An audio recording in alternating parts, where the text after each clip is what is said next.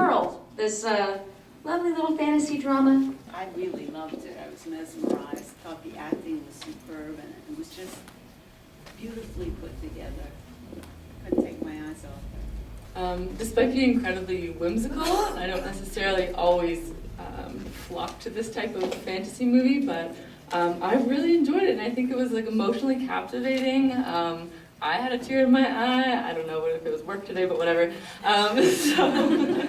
No, I really enjoyed this movie. I think it's very relatable, and again, the acting and casting was really well done as well. Well, mermaids are one of my favorite mythological creatures, and therefore I'm drawn to the film. I've never seen a mermaid child before. You never think of them being as, it must be, right? So, and there was a touching relationship. Yes, he wanted her to stay. She wanted to go home, and she has to go home because she belongs in the water. She doesn't belong on the earth. So, what happened had to happen. Yet it was sad because you feel the poor old man's left by himself now. To me, this was like perfection. It's probably one of the best things I've ever seen. I don't know if it's because I'm a kindergarten teacher and it's just so beautiful. Is this a movie? This should be a movie. This should be a kid's book. In 15 minutes, I felt so many emotions. Even the girl, like it was cast so well. At first I was like, she's kind of morbid, and it so works, right? And the characters and the color and the feelings, honestly, I just kept thinking like perfection. And I just thought, who is this person? And I will be looking out for this person who directed this film, because honestly, I just thought it was so moving and wonderful. Fantastic. Thumbs up.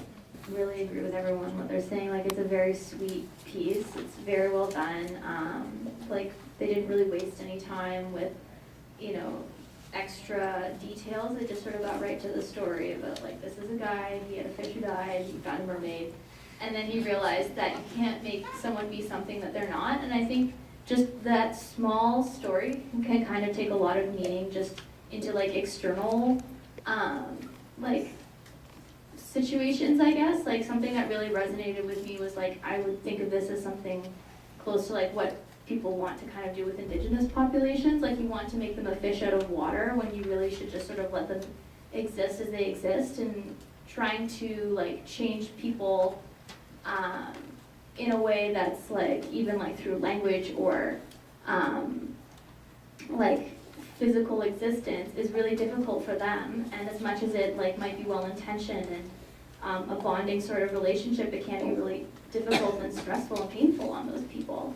So I thought, like, I'm sure it wasn't meant to be that deep, but I just thought it really made me think about how well intentioned we can be in trying to like care for people and keep them close to us, when in reality, like, we can't be trying to take things away from them that are really important and significant.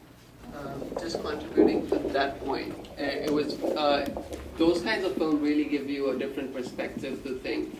Just as she contributed about indigenous people, I just think it could very well be related to a lot of wild animals that human beings, we get in contact with so many things that we think the wild animals, they're not supposed to be in the wild. We could take better care of them. The old man tries to nourish the mermaid, tries to think what's better for her, but in the end, some things are just out of the realm of human thought, because we're trying to include something that's not totally human into a human life. So a lot of things could be different and out of our perspective. Again, just it very beautifully develops a relationship between human beings and animals.